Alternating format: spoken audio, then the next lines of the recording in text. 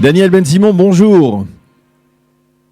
Ah, je vois qu'il ne nous entend pas. Daniel Souriel, est-ce qu'on peut essayer de parler avec Daniel Ben-Simon? Daniel? J'entends très bien, Ah, Daniel. parfait, super. Très bien. Alors voilà, on est heureux de vous avoir ce matin, Daniel Ben-Simon, pour essayer de commenter avec nous l'actualité politique.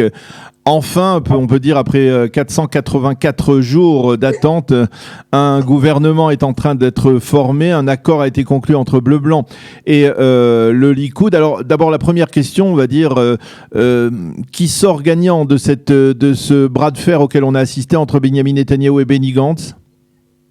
Écoutez, je crois que l'intérêt des Israéliens était d'empêcher à tout prix des quatrièmes élections.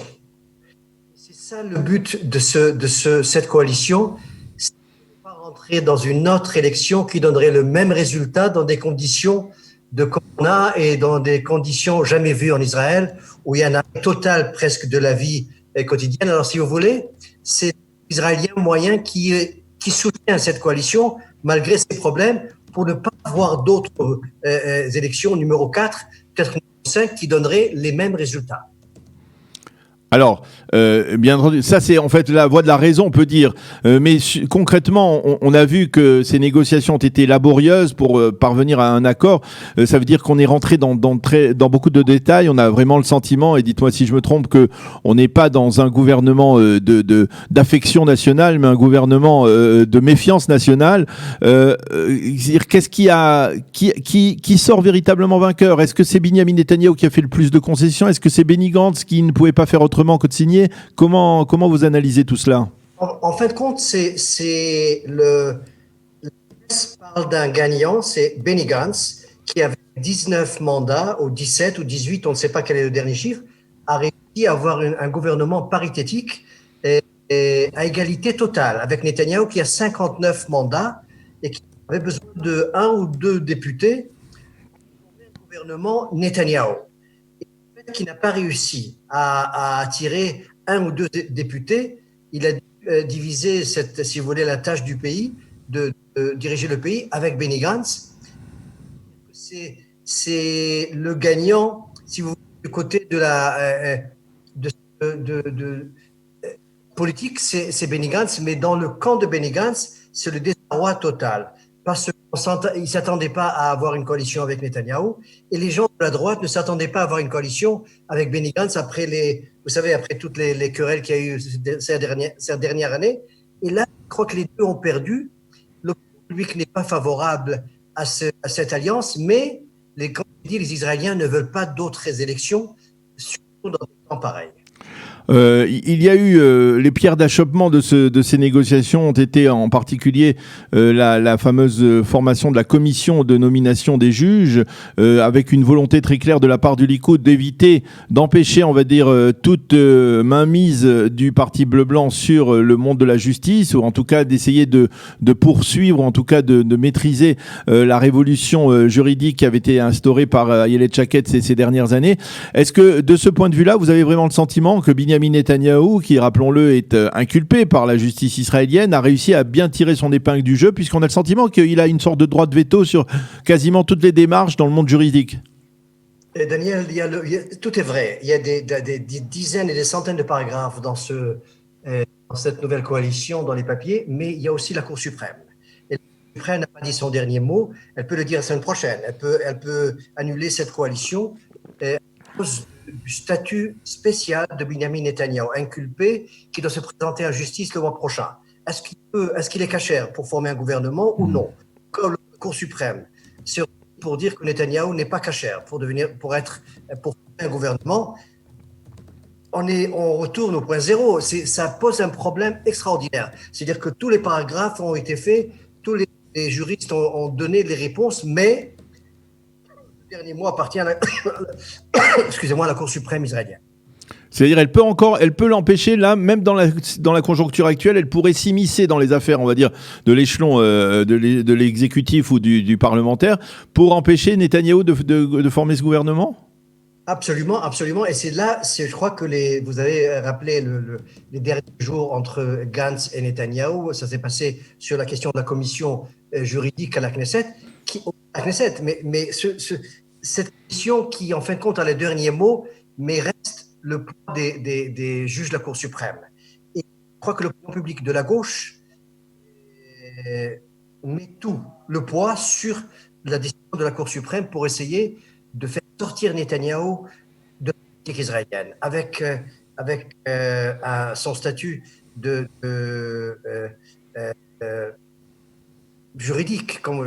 Il a 3 procès qui l'attendent, et je crois que ça commence le 16 mai ou le 18 mai, le mois prochain, il doit se présenter devant le tribunal à Jérusalem. C'est une question morale, éthique, légale, terrible, qu'un Premier ministre qui est de choses terribles peut diriger le pays en même temps. Est-ce que c'est possible? Est-ce que c'est normal? Est-ce que éthique? Est-ce que c'est ça la question d'une grande partie des Israéliens, surtout qui appartiennent à la gauche?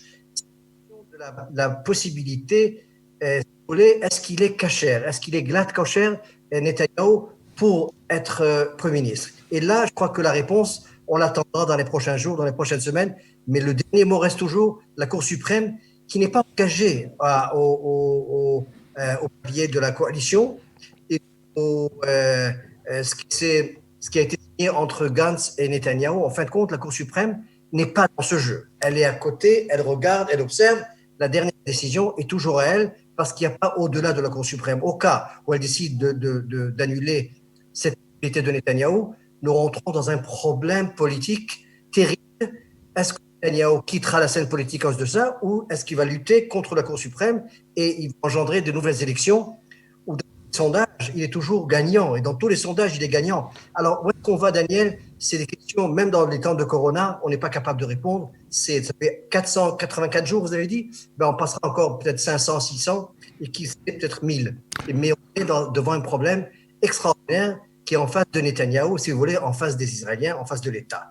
Est-ce qu'il doit continuer, ou est-ce qu'il doit arrêter? Est-ce qu'il doit prendre des congés de travail pendant 1 an, pendant 2 ans, jusqu'à la fin de son procès, ou continuer de cette façon entre le tribunal et le Premier ministre? Le tribunal, le bureau du Premier ministre, et vous imaginez le drame, si vous voulez, le cortège qui l'accompagne au tribunal, et à Jérusalem, à la rue Salah ad-Din, à Jérusalem-Est, et là-bas, le même cortège qui va au bureau du Premier ministre à Jérusalem. C'est extraordinaire, c'est du jamais vu. Et là, je crois que c'est Netanyahou qui tient le mot. Est-ce qu'il va céder? Qui passe au tribunal, il y a près 300 à 400, peut-être 500 même, témoins. Ça va prendre 2-3 ans pour arriver à la fin de ce procès. Est-ce qu'Israël peut se permettre ce luxe d'accueillir un Premier ministre au tribunal, ou peut-être le Cour suprême lui permettra de continuer malgré sa présence au tribunal? Alors, je voudrais que vous nous donniez un peu votre appréciation sur un personnage qui est, on va dire, le héros plus ou moins tragique de cette crise politique, c'est Benny Gantz. C'est-à-dire, Benny Gantz est arrivé en politique, il a l'air véritablement d'être un gars bien, quoi, on va dire comme ça, mais finalement, on se demande s'il avait vraiment l'étoffe et finalement il va devenir Premier ministre dans 18 mois. Est-ce qu'il a véritablement l'étoffe d'un Premier ministre? Est-ce que, on l'a vu aujourd'hui, hier, Yair Lapid l'a fustigé, il a quasiment descendu, on va dire, Benny Gantz. Est-ce que quelle réflexion il vous inspire, Benny Gantz, dans ses démarches politiques?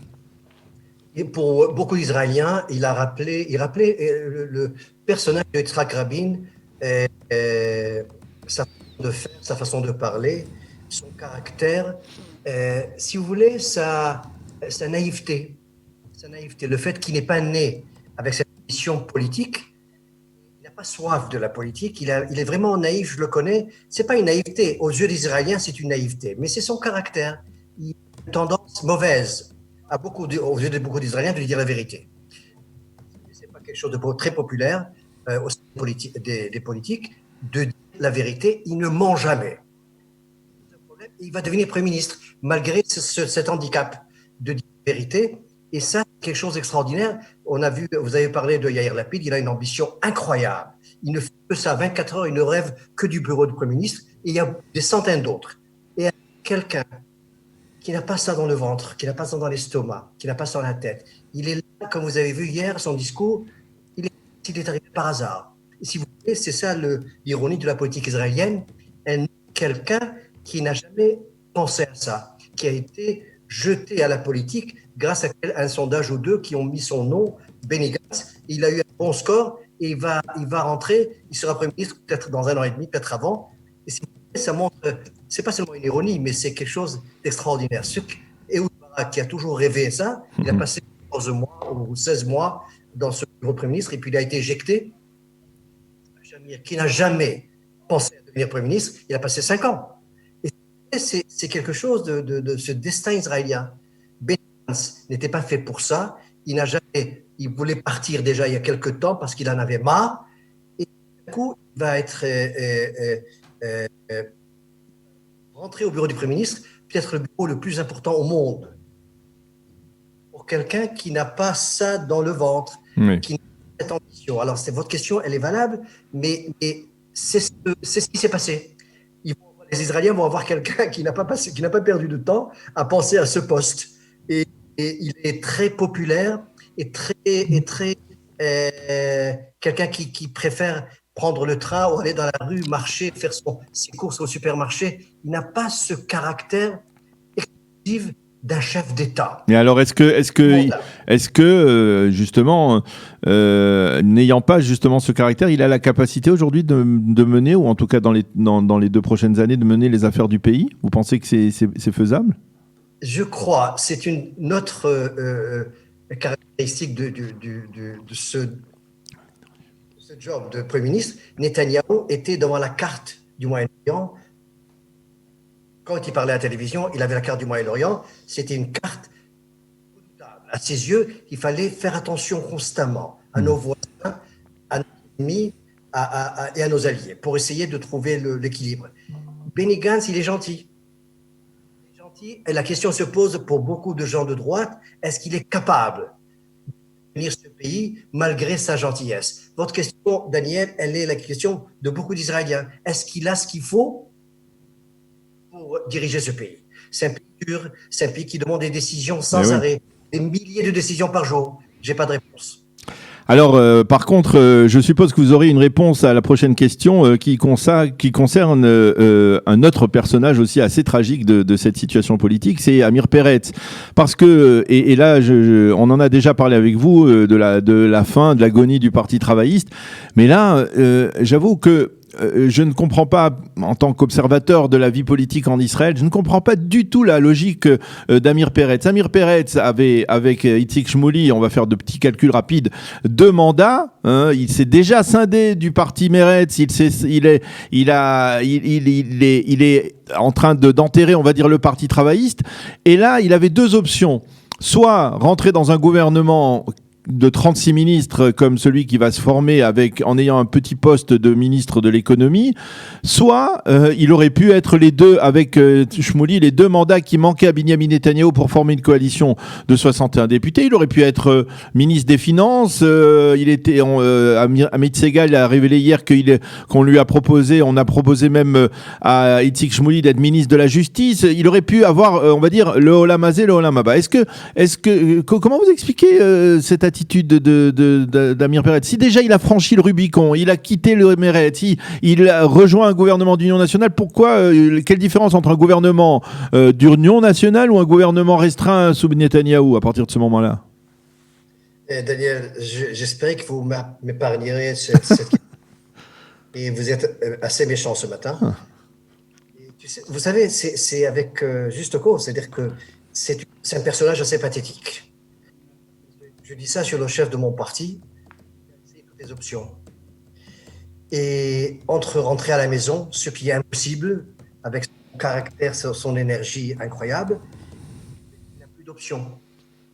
Le fait que les gens du Likoud sont venus hier, même avant de signer les papiers de coalition, pour essayer de l'acheter, entre guillemets, de proposer des tout, et ça fait déjà quelques semaines qu'on lui propose constamment. Il est comme au marché, au supermarché. Il est là. Est-ce que vous achetez ou pas? Est-ce qu'on vous achète ou pas? Pour un parti travailliste avec mémoire pas très longue, 70 ans, un parti qui a formé cet État, qui l'a même fondé, le peuple israélien, c'est tragique. C'est tragique de terminer sa carrière politique comme vous étiez au supermarché. On vous achète. Parce que le prix est haut, et c'est vrai, on lui a tout proposé. Pour ce qu'on avait parlé de 59 à 61. Lui et Shmouli, qui étaient là comme une marchandise. C'est vrai ou pas? Oui, oui, mais il n'a pas accepté cela, mais pourtant il va rentrer quand même dans le gouvernement de Netanyahou. Oui, alors il y a ce côté, comme j'ai dit, C'est paradoxal. Benny Gantz n'a pas cette honnêteté qui est la carte la plus forte de Benny Gantz. Aux yeux des Israéliens, les politiques n'ont aucune limite. Dans des temps aussi terribles comme aujourd'hui, il y aura 35, 36, 38, 40 ministres et d'autres qui vont rentrer parce que le job est plus important que tout. On a parlé de Gantz qui n'a pas ça. On le pousse toujours pour aller rentrer au bureau du Premier ministre, faites quelque chose. Et si vous c'est une honnêteté qui a été un peu qui manquait chez Amir ces temps-ci. Il n'a pas parlé, ça fait déjà un mois, parce qu'il n'a rien à présenter. Il a attiré Orly Levy pour faire partie de la nouvelle gauche israélienne. La première chose qu'elle a faite, c'est qu'elle a félicité Netanyahou. Elle a rejoint Netanyahou. Et ils ont le mandat de 20 000 votes avec elle. Ils un mot. Si vous voulez, Amir Peretz, pendant, et vous vous rappelez très bien, la moustache, la fameuse moustache. Oui, la moustache. Stalinienne de vue, oui. Pas de caractère, bien sûr. Mais là, c'est dit aux Israéliens, des milliers de fois, vous ne me verrez jamais à côté de Netanyahou, contre Netanyahou. Et tout à coup, c'est un mariage, pas d'amour. C'est un mariage, néanmoins, c'est un mariage politique avec Netanyahou, son Premier ministre. Et ça c'est ce qui blesse, c'est ce qui touche, c'est ce qui gâche la politique israélienne, ce mot d'honnêteté. Un mot n'est pas un mot, une parole n'est pas une parole, une promesse n'est pas une promesse. Tout est acheté. Tout est là comme dans un souk oriental, un bazar oriental. Et si vous voulez, Amir Peretz, qui est mon chef politique, mon chef du parti, j'étais avec lui à la Knesset, assis à côté de lui pendant 4 ans, à la plénière. Ça fait mal. Ça fait mal parce que quand la parole meurt, ce qui se passe après, tout est possible. Si on ne croit plus à la parole politique, les gens n'ont pas espoir, parce que tout est possible. C'est un bazar oriental. Tout peut faire, et si vous voulez, ça fait mal, mais je ne peux pas dire au-delà de ça. Nous sommes devant cette situation où tous les politiciens sont à acheter. Ils sont dans un bazar oriental. On n'a jamais vu Oui, on vous a bien entendu jusqu'à la dernière seconde. Merci beaucoup, Daniel Ben Simon, d'avoir été avec nous ce matin pour analyser les retombées de cet accord entre le Likoud et Bleu Blanc. Bonne journée, à bientôt. Merci beaucoup à vous aussi. Merci, au revoir.